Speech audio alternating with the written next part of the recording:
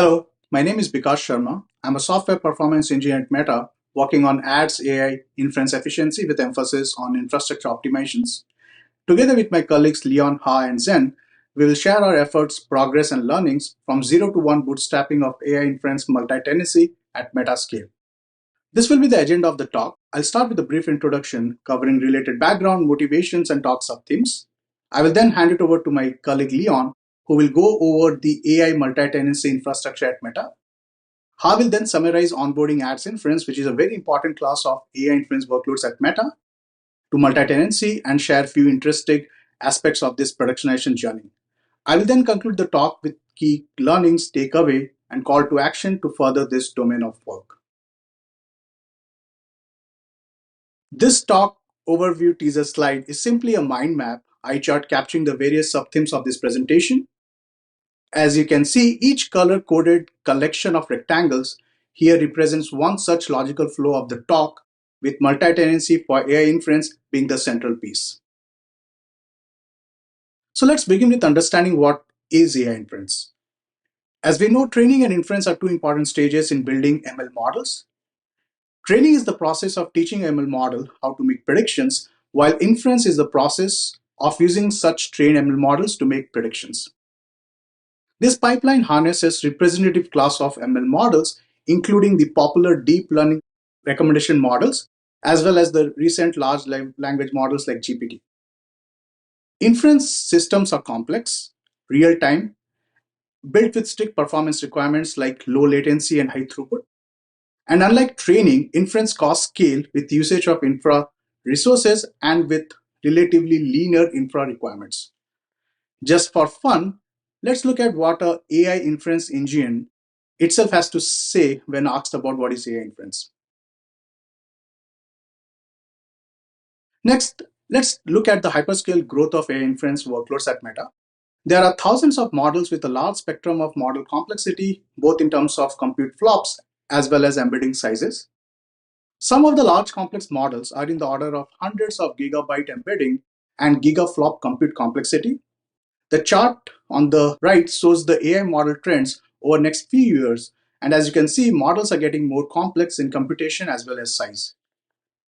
These models run on tens of thousands of machines, consuming multi-megawatt of data center AI capacity, which in itself is on a non-linear growth trajectory as shown in this chart. The AI inference models are used across a suite of different product offerings at Meta, including ads, feed, IG, as well as Rails. Now, let's take a look at the AI inference hardware landscape at Meta. Meta has traditionally relied on CPU-based servers for running AI inference workloads, but the superlinear growth in the compute and memory requirement of these models have pushed the hardware landscape towards using specialized hardware solutions such as GPUs and custom accelerators like MTIA. AI inference fleet is multidimensional in terms of the diverse infra resource requirements like memory bandwidth, network latency, as well as the hosted workloads, aka ML models. Here I want to highlight the observation that each of the AI inference hardware like CPU, GPU, MTIA has a particular sweet spot in this multidimensional space in terms of their value proposition. Now, let's take a look at the different factors that have influenced the adoption of accelerators to drive AI workloads. First, as AI models increase in size and complexity, as we covered in a few slides earlier, the underlying hardware systems need to provide exponentially more memory and compute while remaining efficient. Accelerators definitely fit the bill here. Second, inference accelerators are designed to be more flexible and adaptable, allowing them to support a broad range of AI workloads. They offer enhanced scalability and efficiency. Third, AI accelerators supplements the processing power of CPU-based servers in our data centers. Fourth, it extends upon the growing industry trend for AI hardware. And fifth, it offers better perf per watt ROI, which is a key component of data center TCO or total cost of ownership. Now let's take a look at what multi-tenancy in the era of AI means.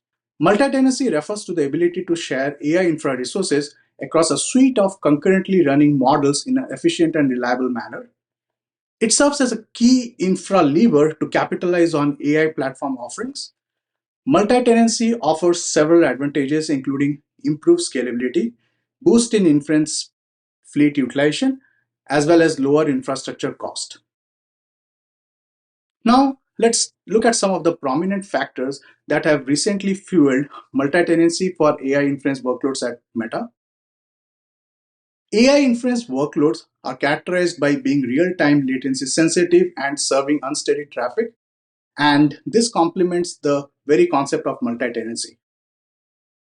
These AI inference models are unfortunately not able to fully utilize accelerator resources because of the diversity in model characteristics representing different resource bottlenecks as well as performance sensitivity. Therefore, one size fits all constitutes a suboptimal strategy leading to inefficient resource utilization. Multi-tenancy acts as a glue to tightly couple the AI hardware capabilities with emerging workloads requirement towards efficient utilization of underlying infra. Multi-tenancy holds promises as a potential harbinger of infrastructure efficiency and capacity savings. Amongst the various factors favoring multi-tenancy for inference that we just discussed in the previous slide, I want to emphasize that diversity of resource characteristics of inference models coupled with a long tail of low complexity, low traffic, and low throughput is a key advocating factor for multi-tenancy. Multi-tenancy for AI inference offers high ROI or return on investment in terms of opportunity sizing. Multi-tenancy can offer up to 30% inference capacity saving. It helps boost inference application performance, example P99 latency, through effective resource isolation and fungible resource allocation. Thank you. This concludes the introduction. I will next hand it over to my colleague Leon, who will cover the multi-tenancy infrastructure at Meta. Thank you, Bikash, for laying out the landscape of GPU multi-tenancy.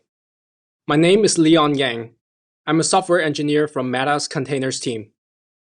In the following section, I will share with you our experience to bootstrap Meta's GPU multi-tenancy infrastructure. If you're interested in exploring improvements to AI efficiency, please follow along. When Bikash first approached my team for supporting GPU multi-tenancy infrastructure, we knew very little bit about this technology. To the best of our knowledge, there are three common types of GPU multi-tenancy solutions: time slicings, software-based multi-tenancy, and hardware-based multi-tenancy, which includes NVIDIA's multi-instant GPU technology. Time slicing simply runs processes in turns. It does not improve GPU efficiency, and therefore it was not in our consideration. In contrast, SMT and HMT support simultaneous multi-tenancy to keep the GPU utilization high.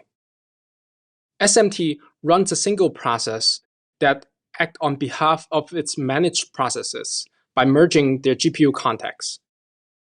HMT instead partitions the GPU in hardware level. Each resulting slice has similar functionalities as the whole GPU. Both solutions are promising in delivering great capacity saving, although it's challenging to choose the right one.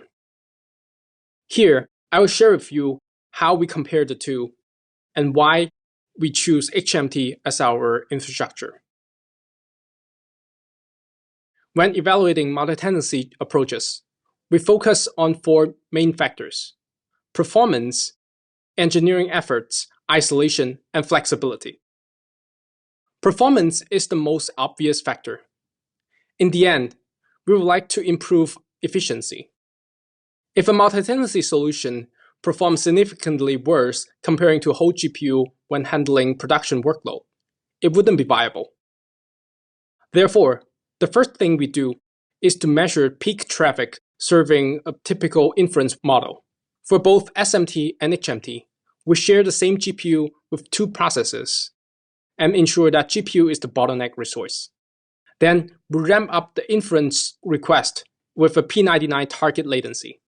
Both solutions measure similar performance comparing to a whole GPU.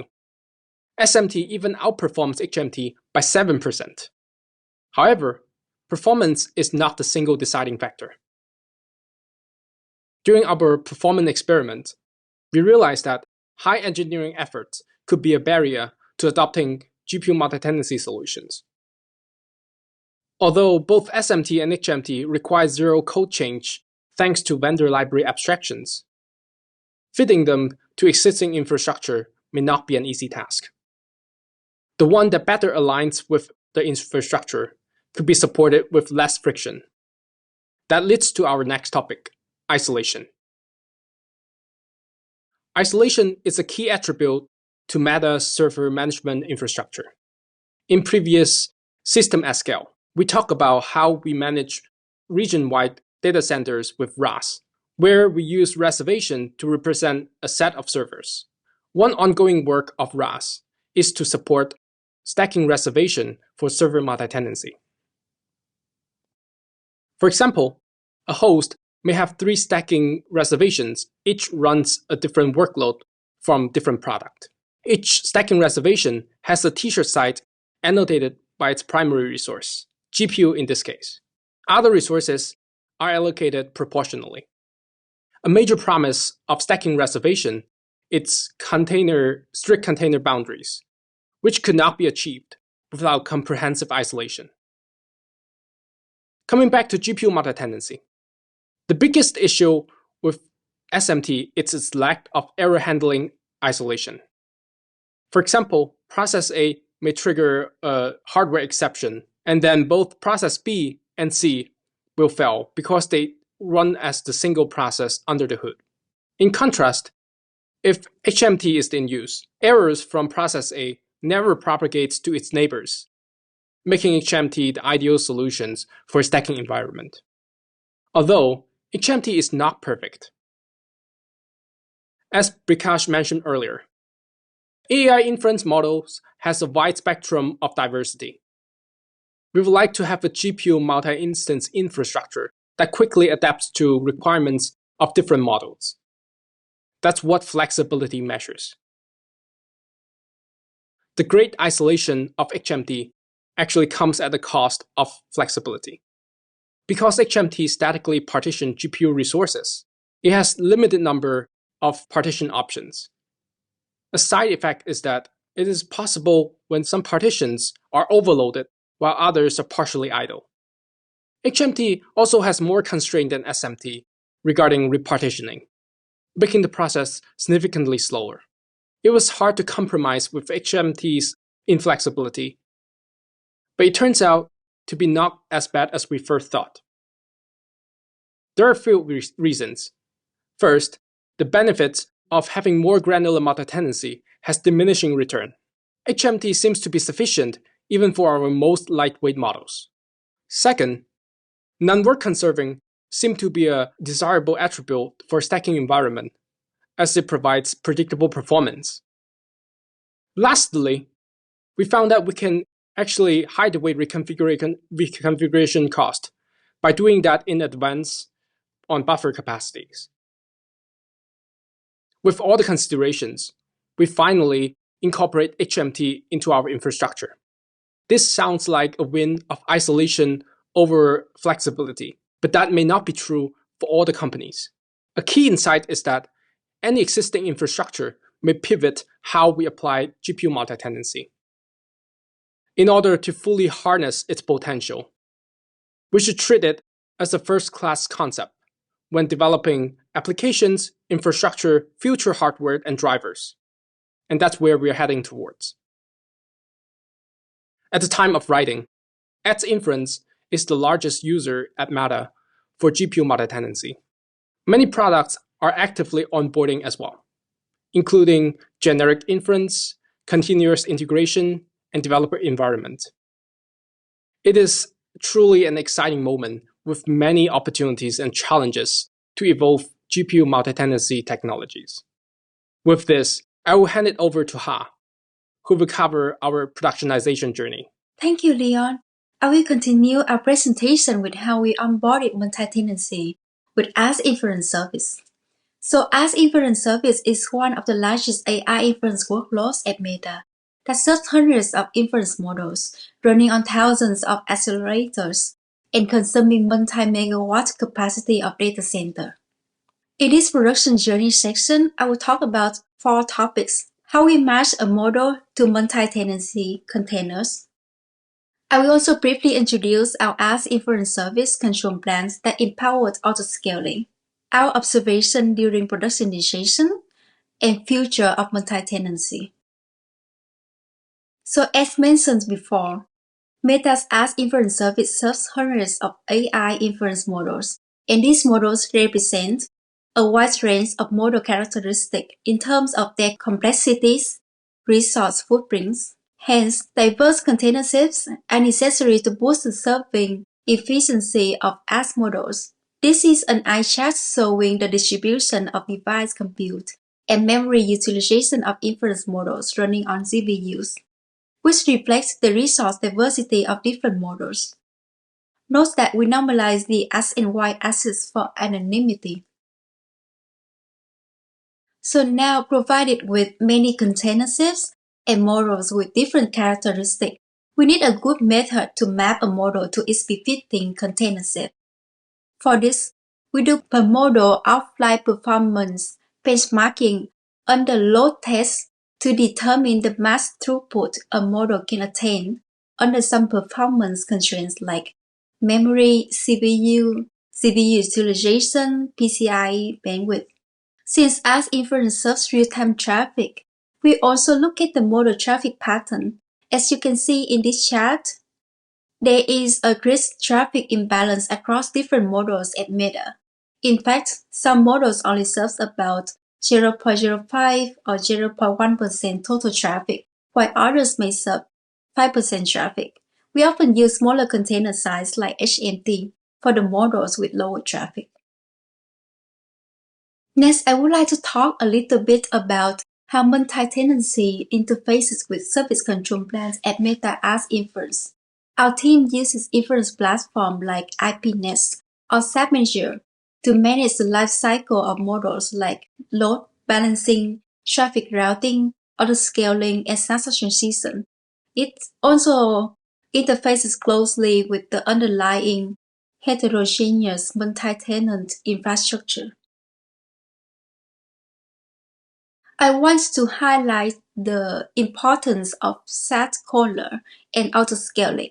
SAT caller helps us to achieve autoscaling, and the motive of autoscaling is to help us serve real-time traffic efficiently. Looking at this chart, you can see that thanks to autoscaling, we can scale up and down our fleet according to the amount of real-time traffic, and unable to do this will lead to a significant waste in capacity. We observed many benefits from HMT during our productionization process. Firstly, HMT containers has better P99 latency. Secondly, HMT container has better resource distribution compared to the non-HMT containers. And lastly, we also see up to 30% capacity serving depends on the model type from using HMT containers, and that unblocks us many more opportunities for experiments.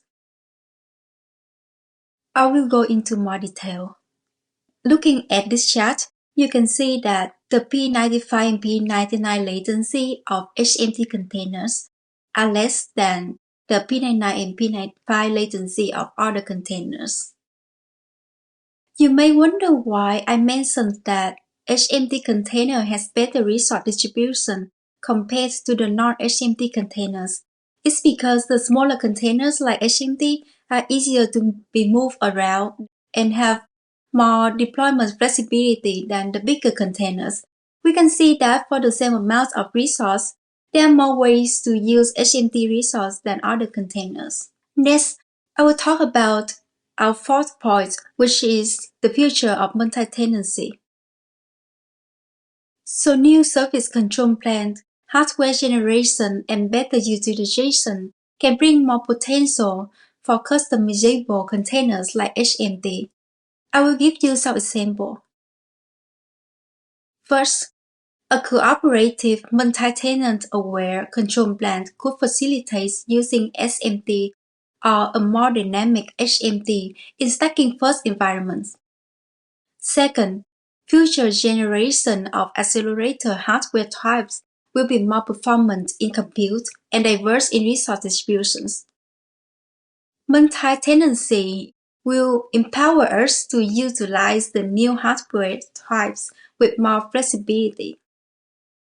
Third, currently many of our models cannot be onboarded to HMT containers due to the memory utilization bound. So we are exploring offloading models from device memory to host memory, and this will make multi-tenancy achieve a better service efficiency when memory size on device is no longer a constraint for a model. Now I will hand it back to Bikash to talk about our takeaways. Thank you, Ha. Before closing our talk, we would like to showcase the state of art of multi-tenancy in industry as it exists today to the best of our knowledge. Multiple forms of hardware and software level multi-tenancy solution exist and are being used across private and public clouds to suit their AI workload characteristics. Some of these specific techniques and use cases are shown or summarized in this table. Next, we are going to summarize the key takeaways and lessons for the future. First, the next generation of AI workloads and the AI hardware needs to come closely together to attain the true potentials of multi-tenancy. Second, there is a need for a standardized set of multi-tenant solutions generic across AI hardware and vendors. This will certainly help achieve a streamlined and a high-impact development ecosystem. Finally, AI software framework needs to be aware of the underlying AI hardware multi-tenancy to make a strong use case. This concludes our talk. Happy to take any questions now.